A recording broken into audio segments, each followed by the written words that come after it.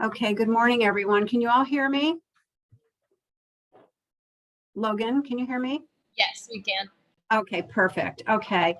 If at any time during today's session, if you would like to ask a question or make a comment, you can do that through the chat screen, and then or the chat button rather, at the bottom of your screen, and then we'll stop periodically to address whatever you put into the chat. So we have 10 people here today, so we'll go ahead and get started. Welcome to our workshop. This is Digital Marketing Strategies that Impact Your Google Ranking. And this workshop is sponsored by Rev Local. My name is Marjorie Luke, and I'm a volunteer at the Piedmont chapter of SCORE. SCORE is a nonprofit organization and a resource partner for the Small Business Administration. We are 100% volunteer-based, and we have two major areas of focus. One-on-one mentoring, which is provided by experienced business owners and executives, and educational workshops, such as today's event. SCORE is here to help local small businesses in any way we can. If you'd like more information, or if you're interested in signing up for one-on-one mentoring, please go to our website, piedmont.score.org, for more information. At this time, I'll introduce our presenter, Logan Finley from Rev Local. Rev Local's mission is to revolutionize the local marketing industry. Since 2010, they have led the transition toward local research marketing. Today, they provide personalized digital marketing solutions to many thriving small businesses across the U.S. Logan is the Greenville, South Carolina territory manager and is responsible for working with new clients and pursuing new opportunities. She's worked with clients in a wide range of industries, including healthcare, technology, retail, restaurants, and many more.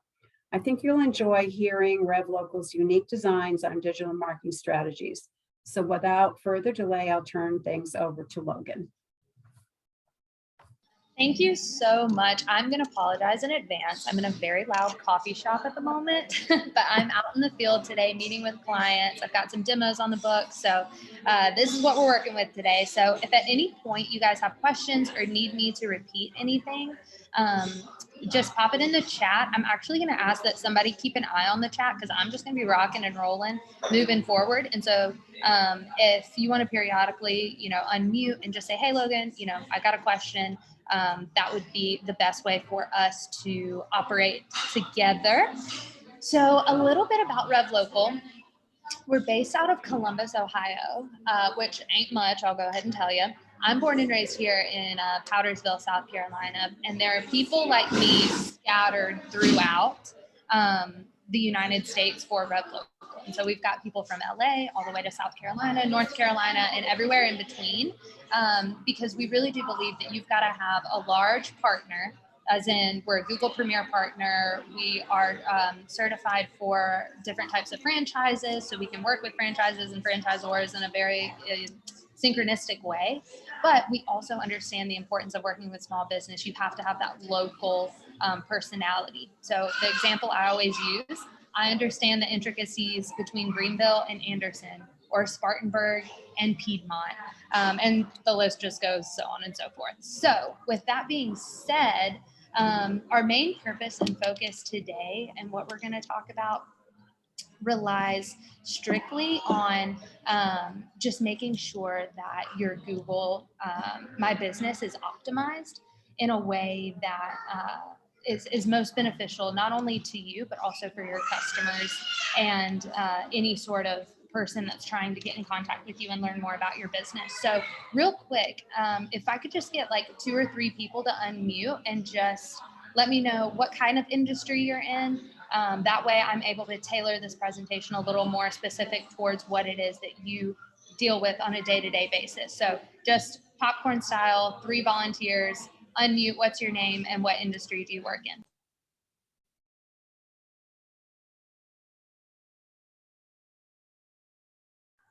Oh, come on, guys. Don't be shy. 3, 2, 1, somebody go now.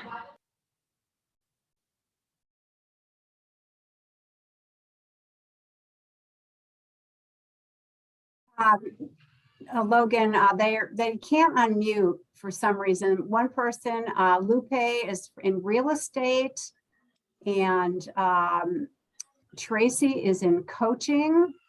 And let's get one more here if we can.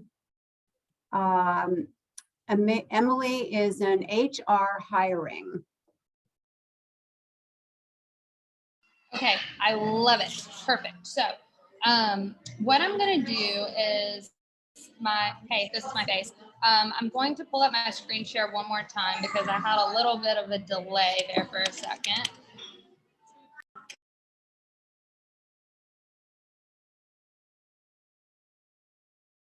So the first place I want to start is just to get us in the same wavelength when we're talking about the components of Google, right? So this conversation is all about Google and how it's best optimized for your individual business. So I want to take us completely out of the mindset of our individual industries and focus on something we're all familiar with, HVAC. So let's say, for example, your heat breaks and it's going to be a little chilly this weekend. So maybe you have a word of mouth referral. Maybe a friend of yours has said, hey, you need to give my guy a call. Here's his business card. Here's what his logo looks like, something like that. Chances are you're going to go to Google to either get the contact information or to be able to have that brand recognition of like, oh, yes, this is the person that I was told to call. So most businesses don't know that there's only 3 places you can show up on Google. The first place is going to be right here. This is the pay to play section. This is the targeted ads section. This is the space that you pay Google money and they will put you at the top. Within targeted ads, there's 2 different branches we can talk about. One is pay per lead, which is exactly what it sounds like. Every time someone clicks on the ad, it has a dollar amount associated with that click, and it pulls from whatever your budget is. So for example, if you have a $2,000 a month targeted ads budget, once there's been enough clicks to that budget, then the budget runs out regardless of where you are in the month or not. The second type of ad you can run is a pay per lead, which is considered a Google guarantee ad, which is what we're seeing here. So it's these green little check marks. Those are the ones that we strive for, because those are, you set the parameters of what a lead would be considered.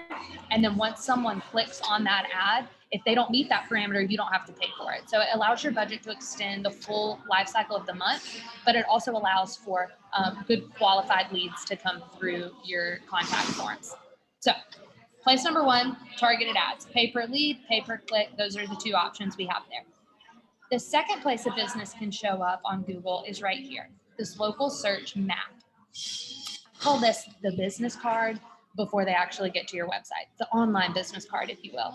It gives me a lot of information as a consumer. I can see the business name, I can see a star rating, how many reviews, phone number, how many years have you been in business, online estimates, website, click for directions if that's necessary. So this is the section that a lot of businesses ask, hey, how can you put me here? And the number 1 response I get when I ask, how do you think I put people there, is you pay for it. And the reality is that's just not the case. This section right here is all about building trust with Google. So think about it in the sense of, if we were to all take a trip to Nashville and I said, okay, pick a steak restaurant that you want to go to, I'm buying. Chances are most people on this call are not familiar to just name off the nicest steakhouse that they know in Nashville. So what do? You go to your phone and you type something similar to steak, Nashville, Tennessee. And most people will skip over ads and go straight to this section right here. Why? It's because they can see the menu, they can see the hours, they can see the phone number, call for reservations. It's just got a lot of information. It is not you paying Google to be here. It's the fact that when you search for steak in Nashville, Tennessee, you know the top 3 options are more than likely going to be some of the best. For example, if you type steak Greenville, South Carolina, the 2 places that I know for sure are going to pop up are Hall's and Rick Irwin's. And if they didn't, we would probably question whether or not Google knew what they were talking about. So this section right here is all about having trust built with Google to where Google knows to present you as one of the top options for whatever this search is going to be in the top bar. I hope that makes sense.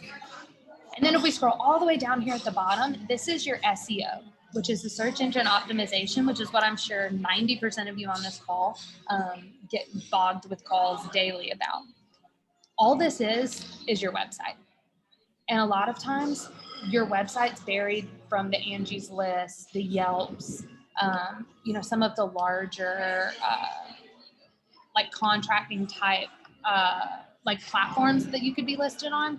So just know when you get SEO calls and they talk about optimizing SEO, your SEO is trash, this is where they're talking about putting you. So my question becomes, if we take ourselves back into the mindset of this HVAC Malden, South Carolina example, your heat runs out. Where do you go? Let's not reinvent the wheel here. Let's put ourselves in the position that we would do as the searcher and as the consumer. So if you're someone that skips over ads, then I need to know that, because more than likely when someone's searching in your industry, that's not going to make sense for them either. If you're someone that searches and goes all the way down here to this local search map to where there's all this business information, then does it make sense for us to talk about how to put you on the map? If we know that's your pattern, chances are that's what your consumers are doing as well. So I hope that makes sense so far.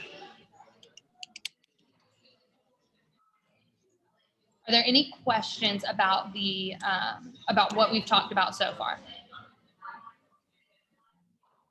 Pop them in the chat if so.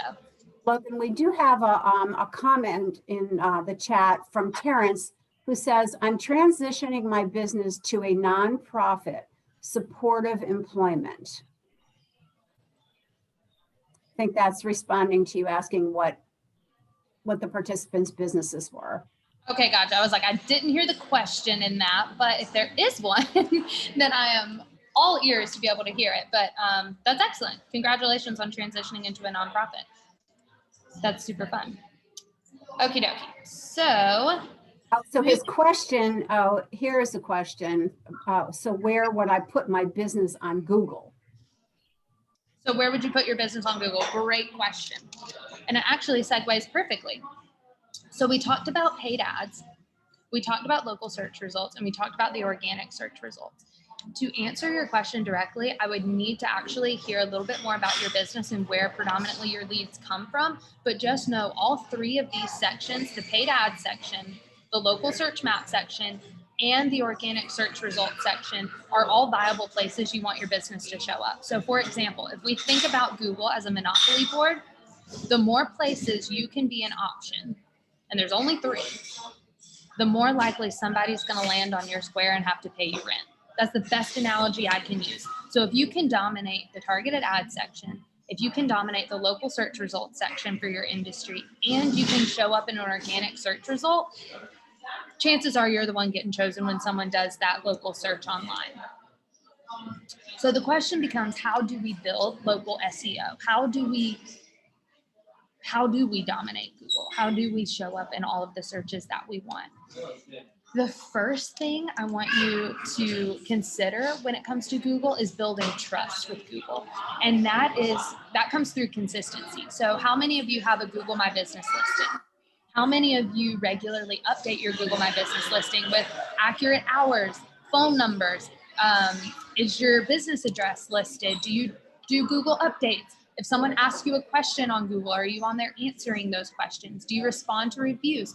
All of these things are activities that Google likes to see because, one, it shows that you're an open, pretty good business. It's responsive to its customers, but it also shows Google that you're utilizing the tools that they've laid out for you. Please excuse the screaming child in the background. So when we get started, when I talk about a Google My Business listing, I refer to it as a GMB. This is what I'm talking about. When you Google your business directly, so I operate in the realm of like examples. So here's a conversation I had today with a used car dealership. They're called 10X Autoplex, and they're out of Travelers Rest. When I Google them directly, this listing right here on the right side of my screen pops up. This is the Google My Business listing, the GMB. I've got photos if I click here. I've got reviews. I've got their hours. I've got where they're located. I can see the times that they're busy, when's the best time for me to pop in. I've got a little bio written here. Now, granted, this is not an optimized one, so take it with a grain of salt. They're not working with me yet. But this is a Google My Business listing. So if I were to type in, your staffing agency, or if I were to tap in your coffee shop, whatever pops up on this right screen is the Google My Business listing. And you are in control of that information online. And that information is what builds the trust with Google to help you show up in this local search map that we're trying to get to when someone searches specifically in your industry. I'm talking really fast, but I hope that makes sense. One thing just to note is you can actually, if you're sitting here and you're like, Logan, I have no idea what you're talking about. I don't even know if I have one of these. We can check right now. You can pull up on your screen. If you go to Google and type your specific business online, and on the right-hand side, something similar to this pops up, the Google My Business listing. Right here where it says own this business, if you click that, and I'll even walk through it with you guys right here so we can do that for the 10X example. So you Google your business, this listing pops up. Where it says own this business, if you click that right there, make sure your email and stuff is in, boom, boom, boom. It's my old email, but it'll do for now. You can see that it's going to show up and say, this business is already verified by, and then it gives me like a little teaser as to what email it would be. If yours says claim this listing ? You have an unclaimed Google My Business listing. So I'm going to repeat that. Go to type in your business, Google it, go to the Google My Business listing, click claim this listing. And if you get a message like this, then whatever email teaser is popping up right here, that's who's in charge of the Google My Business listing. If nothing pops up, then essentially online, you've left the front door of your business open and we need to get that claim today. If you give me a call after this, I promise I will walk you through it specifically for your business so we can get it in your control and not just kind of floating around on the internet. Are there any questions so far? We do have a question from Lupe. Who says, can you audit me and see what I can do better? Absolutely, Lupe. I will give you my contact information at the end of this. If you screenshot it and send me an email, by the end of the week, I will have a total audit of your entire digital footprint sent to you.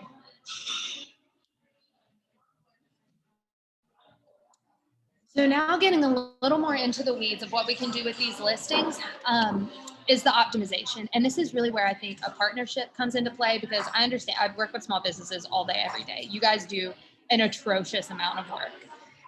Optimizing listings is something that's honestly going to have your eyes glaze over, but I do want you to know you're in control of what information is being published online, whether that's you, someone in your office, or whether you choose to partner with somebody like me and have me manage that information for you. These are the types of things, I've got them in boxes here, that you're able to control. So how easily are customers finding your information? Is it trustworthy information? Is it accurate information? Is your logo up? Do you respond to your reviews? Are your social profiles listed? Are you ranking where you want to on Google? These are all things that factor into your digital footprint online. If you do have an unverified listing, just so you know, Google's going to send you a postcard. It looks just like this. That's how they know that you actually are the business owner. Again, this is something I'm more than happy to walk you through. If you do go through the steps and see that you don't have a verified listing, I'm more than happy to help you claim that information online and get it up to date. When it comes to monitoring and managing your listing information, reviews, Google posts, and updated information are the three buckets I want us to think in. If we can check these boxes, we're in good shape. So if you think back to your listing and the information that you have online, is your information up to date? Has someone suggested edits, meaning has someone suggested maybe a different phone number? Has somebody uploaded maybe a photo to your Google My Business listing with a bad review? And it's just a really bad representation of what you offer. Are you responding to reviews? Are you responding to reviews within a 48-hour timeline, good, bad, or indifferent? Do you have some sort of response to people? Do you have a review strategy? Are you trying to get new reviews to show that you've got people coming in the door on a daily basis? And lastly, Google posts. Are you updating to Google and sending information online to where maybe you offer a military first responder discount? Maybe you've got some sort of Christmas special running. Anything like that, we want to make sure it's on Google so a customer can see, and maybe that is the thing that they use to convert and to influence their decision to choose you over a competitor. The next thing I want to talk about is reviews, but before I do that, do I have any Google questions? That's such a loaded question because I'm sure I do.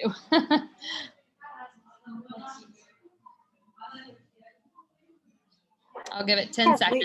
We don't have anything in chat right at the moment. Okay, perfect. So moving on to reviews, I can pretty much breeze through this section. It's not rocket scientist. You need to get reviews and you need to respond to your reviews. I've got some statistics over here in terms of why reviews are important, but just think about it in your own decision-making process. Again, I'm not here to spit stats at you. I genuinely am here to just implement the things I already know you're doing. And chances are, before you try a coffee shop or a restaurant, or before you make any sort of buying decision, regardless of whether it's a tangible item or whether it's a service, chances are you're at least looking at the reviews. You might not read them, but you're looking and considering the star rating when it comes to your decision-making process. The number I want you guys to walk away with is anything between a 4.2 and a 4.8 is a safe spot for Google. So as long as you're within that range, your chances are you're doing pretty good. The reason a 5-star isn't necessarily what we want to strive for is because I would rather see 200 reviews and a 4.8 star rating than see 11 reviews and a 3.8 star rating. I'd rather have more and have a good median and a good range of what type of reviews are coming in than have less, because it just tells me either there's not enough people coming in or I don't have enough information to actually feel like it's a trustworthy decision for me to go with this company over another. One thing that I like to implement is an automated system when it comes to reviews. There's no need to make our life harder when it comes to reviews. It is unfortunately the tick in the box that we just need to have. And so I'm a big fan of integrating into whatever your point of sale system is. So whatever that POS system is that you use, whenever somebody completes that buying cycle, regardless of what industry it is, let them get an automated text review and let it be branded. Let your logo be on there. Let it come from an 864 area code. Let their name be included. Hey, Logan, thanks so much for choosing our staffing agency for your next career move. Do you mind taking 2 seconds to follow the prompt below and just let us know what your experience has been? As soon as they click that link, I want it to take them directly to Google. I also want to give them an option to where if it says, hey, maybe your experience wasn't satisfactory, go ahead and contact us below and let us know what that was like. And then I want that to come through as a contact form and not get published to Google, because the reality is I cannot remove a bad review from Google. It's just virtually impossible. But if I can interject myself and have it sent as a contact form instead of actually published to Google, then now we're cooking with some hot oil. So does that make sense in terms of how to automate? Not that I necessarily am suggesting you guys know how to code and get that automation, but does it make sense as to why having an automated system makes the most sense when it comes to generating reviews and getting yourself where you've got, a couple hundred on your listing, all responded to, all with varying star ratings, but within that 4.2 to 4.8 star rating range. I do have a question, not specifically what you just asked, but going back a little bit. This is from Sabrina, who says, I have a customer that sent a review, but it still doesn't show it in my profile. Not sure how to go about it. Did they publish the review on Google? The answer is yes. So if you log into your Google My Business listing, there's a tab that you can follow where it says review. It could be as simple as you're not allowing them to be published yet. It could just be the click of a button. Or it could be that for some reason that review was flagged. For example, if you've been in business 5 years and all of a sudden you got an influx of reviews, let's say maybe 10 or 12 all of the sudden, Google sees that and automatically like flags it and says, hey, this probably isn't legit. This sounds fake. So we usually do something called a drip campaign, which is exactly what it sounds like, a slower integration of reviews, because we don't want it to be flagged on Google. So there's a couple of different troubleshooting like methods I would use to try and find where that review went. And I'm more than happy to help you with it. If at the end you want to screenshot my information and send me an email, we can definitely try and track it down and see what happened. That way, when other people go to leave you a review, we're not in the same position. Sorry, I don't have a direct answer. Without looking at your back, Google My Business Listing, I don't actually know where it's gone. I just know there's a couple of places it could have disappeared to. I hope that's somewhat helpful to you. Yes, I think so. Sabrina said that it sounds good. Thank you. Okay. Okay, moving on. Now we're going to talk about paid ads. This is the part where I usually lose people. So I just want to preface and let you know, this is 100% a conversation that needs to happen one-on-one when it comes to a business, because there are so many different ways that this can transpire. But the thing that I want you to walk away with today is paid ads can change your business in a remarkable, remarkable way. When it comes to any sort of digital marketing, 90% of what we do is very passive. It's on the consumer. Did they search for you? Did they leave a review for you? Did they follow your social media account? You 100% pass the baton to that consumer and just hope that they have the action that you want. Versus a paid ad is the only aggressive digital marketing you can do, in the sense of you go and find the leads, you go and set the parameters for what you want your target customer to be. You are the one that redirects to them, remarkets to them, has a banner ad, has a ghost ad that kind of follows them around. I don't know, it's Christmas right now. So I know I was looking at golf clubs for my dad the other day. And now every time I get on Amazon, every time I'm searching anything online, I get these ads that pop up of like these golf clubs that I'm looking at. Those are ghost ads. Those are targeted ads. So are you following your potential customers and clients around to make sure that they convert? Again, I've got some stats on the side. I'll be honest with you. These vary depending on industries. And so just kind of take that with a grain of salt. But there is not an industry on God's green earth that does not benefit from paid ads.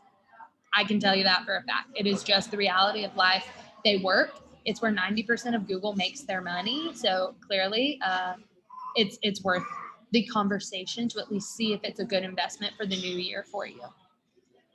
I mentioned there are different types of ads, and there's Google search ads, which is what's going to meet the demand of the consumers online. This is the pay-per-click, right? This is, you set the budget. Every time someone clicks on it, it pulls from that budget. These are the need it now type of industries, the HVAC, the flooring, the roofing, things like that. When we talk about social media ads, those are a little longer of a buying cycle. And so this is something that you want to retarget. So you don't necessarily show it the first time. And it just got so quiet where I am. What in the world? You don't necessarily want to show the ad just once and then assume you're going to get a conversion. You want to show it over a time period to where maybe that third or fourth time that they see it, they actually convert. So this is the golf club analogy. This is the one that I need to see it probably 5 or 6 times before I'm like, okay, here I am midway through December. It's probably time for me to order this. There's a couple of different places that you can put display ads: Weather Channel, Yahoo, ESPN, HGTV, all of those places. And they show up like this. So I know you guys all have probably seen, not probably, definitely, have seen these and been followed with them. It is true what they say. Your phone does have keywords in Siri that it picks up on. And so let's say we're talking about a plant store that's opening downtown Greenville. Chances are, if they're running banner ads, if they're running good banner ads, next time you open your email, or next time you go to check the weather, or next time you're on social media, you should be hit with one of their advertising campaigns if they're running a good one. That's just how it works. The thing here, whether you partner with someone like me or whether you partner with someone else, or whether you have someone in office that does these, retargeting is going to be key. So we don't just want to throw something up against the wall once and see what sticks. We want there to be a method. So that comes through A/B testing, making sure you really optimize whatever campaigns that you are using at the time, making sure that you're reading the metadata that's coming in, and then making adjustments. The timeline of running targeted ads is as simple as this. Your first month is your worst month because you're just collecting data. The second month, you're optimizing it and doing A/B testing. So that's when I've got, hey, this is what I think is going to work. Here's 2 different campaigns. Let's see which one operates the best. And the third month is when we really start to see the conversions, because we've got the data to back up who it is that actually converts, where to go and find them, and then how many times do I need to target them before I see that conversion rate. And where do we send them? So are they visiting your website? Are they visiting a landing page that you created? Do you want them to have a more immediate call to action, like something more e-commerce related? All of this plays into a good, solid targeted ad strategy. Do I have any targeted ad questions? Not at this point. Okay. Last but not least, social media. So I'm a bad millennial in the sense of I don't believe social media will save your business. I certainly don't. I believe you need it. But I don't believe it is the thing that you should pour most of your money, marketing money into, because the reality is it just doesn't convert for some industries, for a lot of industries actually. So the things I do want us to know about social media are these are the primary players. These are the big hitters, right? Facebook, Instagram, LinkedIn, YouTube, Twitter. You should have a presence on all of these platforms. Do I need it to be, thousands of followers and thousands of dollars poured into really high quality content? No, I don't. But I do want you to at least have a presence on there, so there's some place for people to go if they do want to search for you. Dun, dun, dun, dun. So we all know, love it, Facebook, now Meta, I guess. But this is where a lot of conversions happen are on Facebook, simply because we've got more Gen X and Gen Y, and reality is they just have more money. And so this is where a lot of really good information and a lot of really good type of advertising can be housed if you want to see a conversion. It's also a place that people go to look for business information if they are in that Gen X, Gen Y category. Maybe they'll skip Google and go straight to Facebook to try and find you and find your business information. LinkedIn is more for those B2B. So, the staffing agency, I think this could be a huge hitter for you, being able to run ads on LinkedIn and have a really strong LinkedIn presence.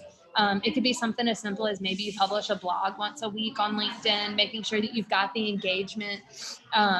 This is 100% your wheelhouse. Instagram is more for aesthetic driven businesses, right? This is where we've got a lot of women, we've got a lot of millennials. It's more about brand awareness and brand recognition. And so making sure that anything on Instagram is high quality. So I want to make sure I've got good, bless me. I want to make sure that I've got good, high quality things going on to Instagram, because it is 100% an aesthetic driven platform. It is the most aesthetics driven platform for social media. So if you're going to post it, make sure it's good. If not, it's better not to put anything up. And then I am going to scroll up really quick and just hit the other 2, YouTube and Twitter. Honestly, if you don't have a Twitter account, I'm not going to be upset. It's not beneficial for a lot of businesses. I would say probably don't even waste your time there. YouTube, if you're going to do YouTube and do it well, awesome, good for you. If you're not, don't even bother. Focus your attention on LinkedIn, Instagram, and Facebook. Particularly pick one and just take it and run with it. So I'm more than happy to walk through individual industries and what makes the most sense for each and every one of you. If at the end, you want to know where do I need to put all my eggs in the social media basket. I do have pretty strong opinions about social media. I'm 25 years old, so I think they would take my millennial card if I didn't have strong opinions about it. Are there any social media questions? We don't at this time. Okay, perfect. So really just in summation, I'm actually going to even skip over this key takeaways part because there's a lot more than just those bullet points. My key takeaway is when we're talking about local search and Google, the more places that you can show up, whether it be in paid ads, the local search results, or the organic results, the more likely somebody's going to land on your space, land on your business, and have to pay you rent. Think about it like a monopoly board. Okay. That is, when it comes to Google, you want to show up in all three sections. There's only these three sections. There's not going to be anything else anytime soon that Google rolls out for you to show up. So dominate these three sections on Google. Make sure that you've claimed your listing and it's optimized so you can do that. Build the trust with Google so you can land in the paid ads, local search results, in the organic search results sections of Google. When it comes to reviews, the key takeaway is, there it is. When it comes to reviews, the key takeaway is have an automated system, have something that's going to make your life easier, have something or someone that's going to respond to those reviews within a 48-hour time period. And then lastly, have some sort of system in place for if someone does have something negative to say, give them an option outside of publishing it publicly. They don't need to know that it's going straight to your contact form. Reality is people just want to be heard when they have something to say. And so make sure you do have some sort of like supplement for them instead of having to go through the hassle of getting the 1-star review, trying to get them to change it. They didn't change it. Now you're upset. Just be able to have that third option for them on that automated system that is being responded to within 48 hours of receiving that review. And then in summation for the paid ads, just know there are two types of ads, right? Pay per click, pay per lead, and then we have banner ads as well. The banner ads are what are retargeting ads. Those are the key to having a successful ads campaign. And then when it comes to targeted ads, those ghost ads that are going to follow you around, let's just make sure that we've got good information and we're not just throwing money at it on a monthly basis. And if it converts, it converts. And if it doesn't, it doesn't. There really needs to be, paying for targeted ads in and of itself is a full-time job. So there really needs to be one central person or one team dedicated to that because it is the place that can make or break a business 100%. This is the place I always start when someone says, I need leads yesterday. Bad English, but you get what I'm saying. And then lastly, in summation for the social media part, it's not going to save your business. So let it be something that you prioritize, but not something that you put too much effort in because at the end of the day, social media is a tick in the box for most businesses. Now, it can be a little different depending on obviously like what industry you're in. Like if you're e-commerce, I would 100% say like, yes, take it and run with it. But for the most part, most people I talk to, this is something I encourage they keep in-house and very, very low budget. So with all of that being said, I know I like blew through all of that and there were so many like distractions in the background. So if you do want a more tailored approach specifically to what it is you do and what your business is, whether that be you want me to explore whether or not your Google My Business listing is claimed, maybe walk through social media, do an audit of your digital footprint, any of that stuff, my cell number is listed here. That's probably the best way to get in contact with me. I'm pretty responsive. Immediately when it comes to like a text message or a phone call, but my email is probably the avenue that we'll submit most of our communication through. So just make sure you have all of that. As far as Rev Local is concerned, we have blogs and things that you can definitely stay up to date on and get like as much information as you can if you do try and tackle any of this yourself. So just reach out to me and I'm more than happy to send you a few articles on whatever it is that you guys have questions on.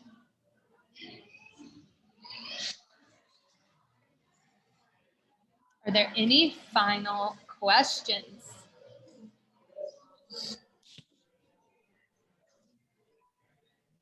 I see a question in the chat. I don't think we have, he wants, from David, would like you to put your email up again, if you would. Absolutely. All right, can you guys see the email? Yes. Perfect. And he says, thank you. We did have a couple of comments along the way, Logan, of people asking, would they be getting the PowerPoints from the presentation? I want to let everybody know that this entire presentation will be available for you on the SCORE YouTube channel. If you go to scorepiedmont.org I'm sorry, PiedmontScore.org. I apologize for that.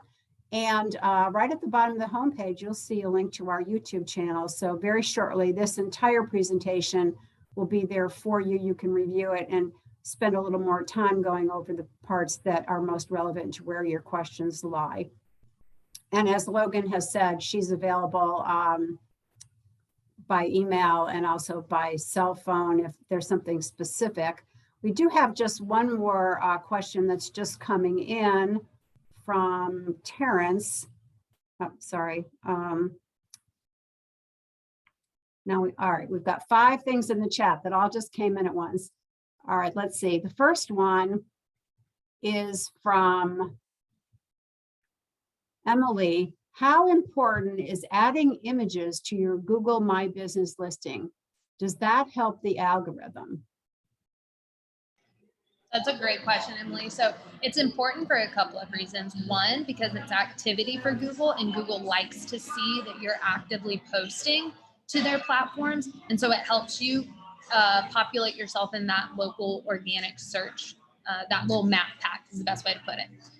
But it's also important too, because that is a place that through heat maps on people's computer screens, we're able to see that their cursors actually do go and scroll through it. So obviously, like, the industries that come to mind are like restaurants, coffee shops, like things like that. But pretty much for any industry, as long as you're using like true photos that are true to your business and, you know, not really having stock photos, it's something that I would encourage you to do at least once a week.